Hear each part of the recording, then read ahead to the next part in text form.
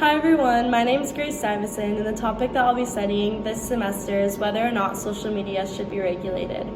When we were first assigned this project, social media was the first thing to pop into my head.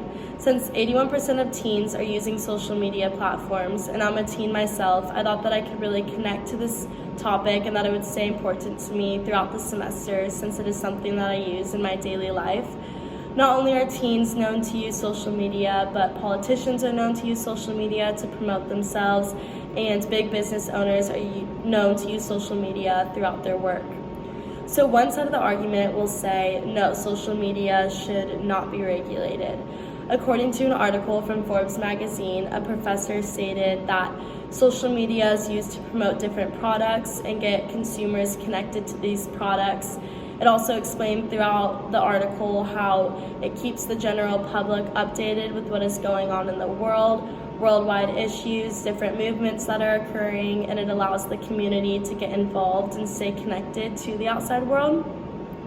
In another article from The Hill, it explained how social media is used to express ourselves and for freedom of speech, and if it were to be too regulated, that this freedom of speech could get cut off. Some individuals or groups are using social media to speak what's on their mind, and it was saying throughout this article that if it were to be too regulated, that could interfere with freedom of speech. On the other side of the argument, it says, yes, social media should be regulated. It was explaining throughout an article how cyberbullying occurs within these different platforms. And throughout another Forbes article, a professor was explaining how some influencers will post harmful advice on these platforms, and that if it were to be more regulated, that cyberbullying and these harmful and violent acts within social media could be stopped.